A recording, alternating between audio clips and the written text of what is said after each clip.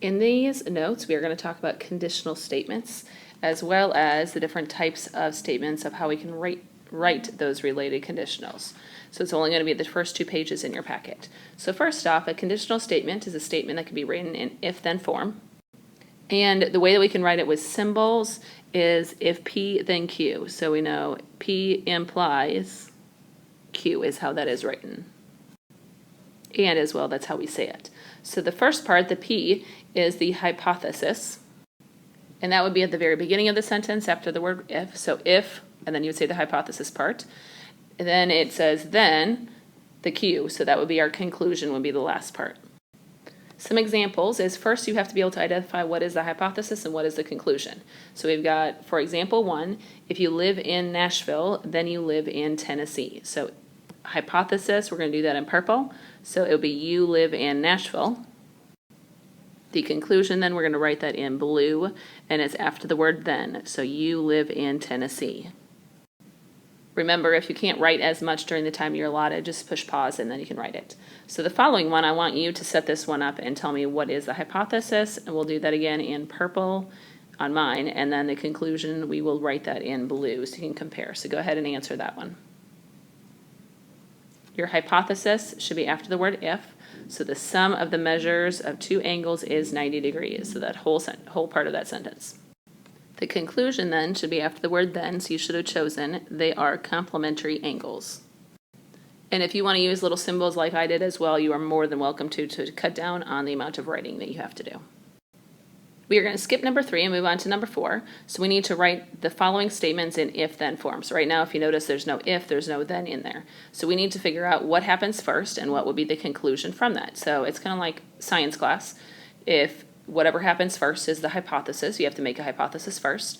And then after you do something, or after that happens, then you are going to reach a conclusion. So that's the after part. So if you can kind of figure out in the sentence what happens first or what needs to happen first, what do you need to know first, to then find out or make that conclusion at the end, that will help you pick out what's the hypothesis, what's the conclusion.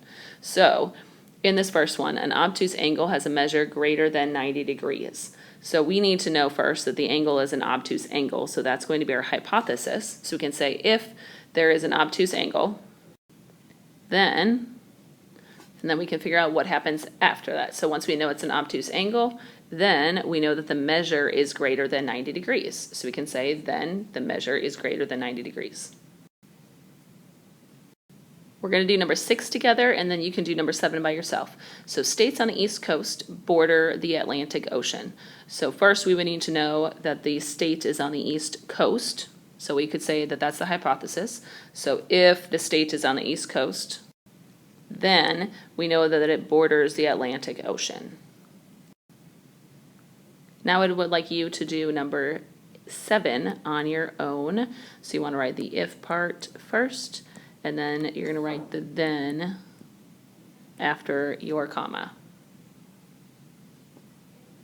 For the first part, we know that if it is Valentine's Day, then we know it is in February, or it is February.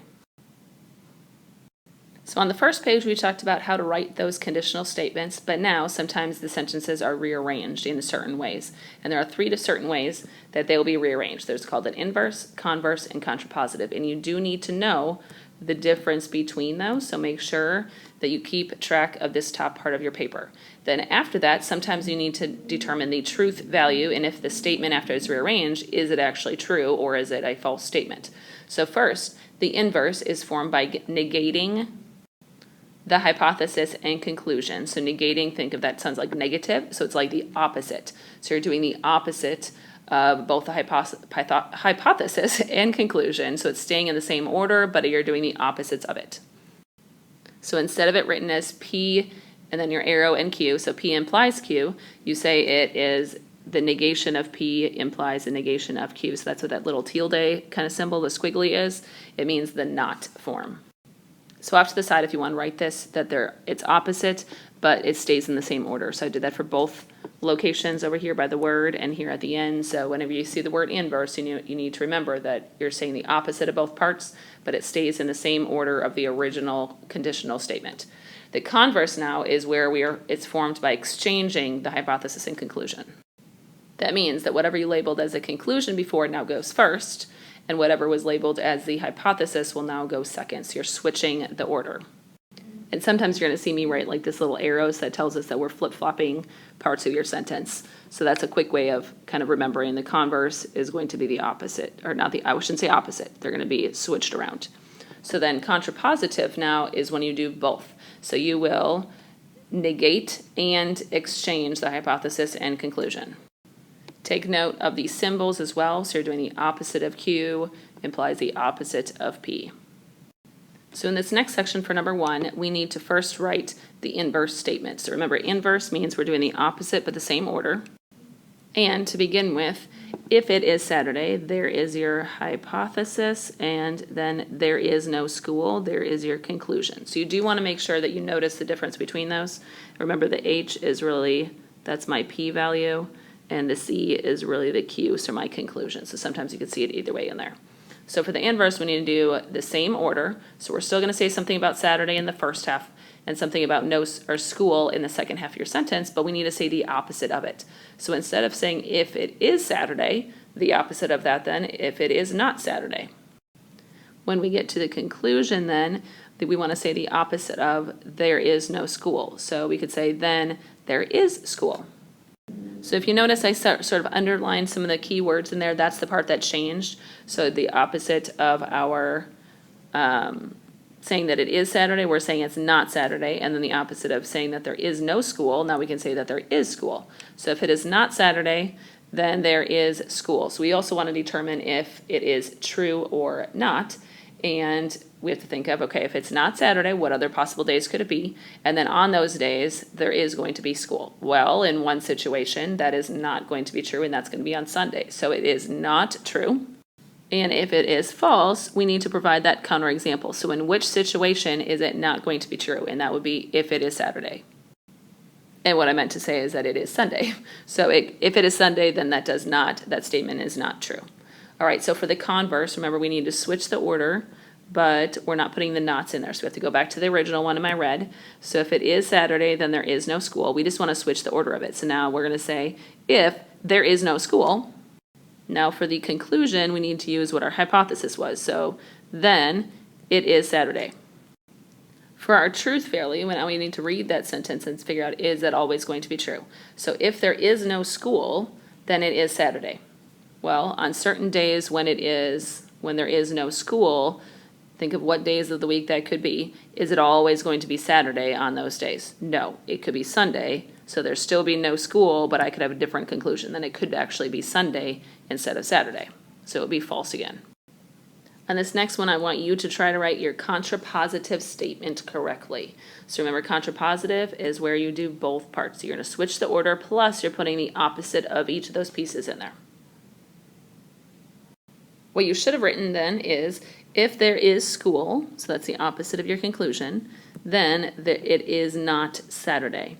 So that's what your final statement should be for your contrapositive. The truth value then, remember, we need to read that sentence and figure out if it's true or false. So if there is school, so those would be our Monday through Friday days, so if it's one of those days, then it is not Saturday.